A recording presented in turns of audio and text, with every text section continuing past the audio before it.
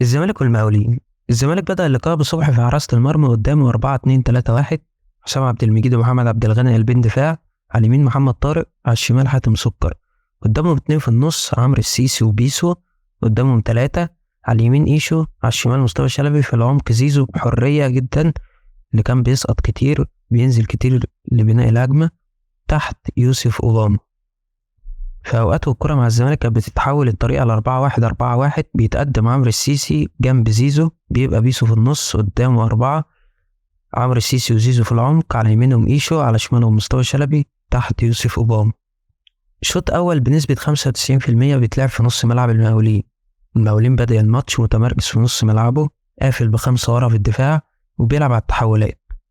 في المقابل الزمالك مش عارف يخترق ولا من العمق ولا من الأطراف ولا حتى عن طريق العرضيات، ولا حتى في أوقات نادرة في الماتش عن طريق المرتدات.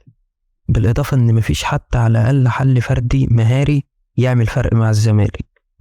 في الشوط التاني بيطلع حاتم سكر وبيسو ويشو، وبينزل عبد الشافي ورؤى ونداي، وبقى رؤى على الدايرة، قدامه أربعة، بيتقدم عمرو السيسي جنب زيزو في العمق، وعلى يمينهم نداي، وعلى شمالهم مصطفى شلبي، تحت يوسف أوباما.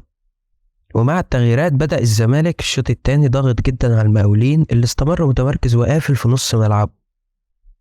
من وجهة نظري في الماتشات المقفلة اللي زي دي بيبقى الاختراق من العمق صعب جدا واستنزاف للوقت على الفاضي، فبيفضل الاختراق عن طريق الأطراف مع الاعتماد على العرضيات.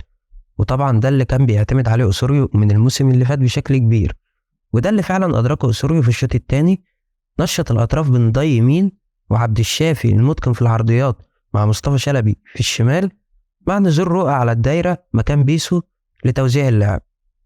وبالفعل ظهرت خطورة الزمالك في كذا كورة، وبقى الزمالك شكله أحسن لحد فعلا ما جه الجون من عرضية كالعادة من مصطفى شلبي، بيلمسها زيزو وبيتابعها أوباما عشان يقدم الزمالك في النتيجة.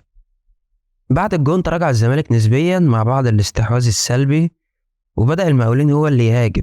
ومع آخر دقيقة ومن ركنية أخيرة في الماتش اللي المفروض في وقت زي ده لعيبة الزمالك تبقى كلها في ال18، أو على الأقل تبقى أكتر من عدد لعيبة المقاولين، وده اللي ما شفناهوش.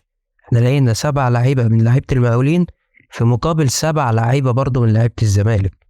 وبتتلعب الركنية، بيطلع صبحي بيخبط في الزناري، تحصل دربكة، توصل الكرة لأحمد علاء مدافع المقاولين اللي كان لوحده تماما عشان يشوط بوش رجله الخارجي، وبيتعادل المقاولين وبينتهي الماتش.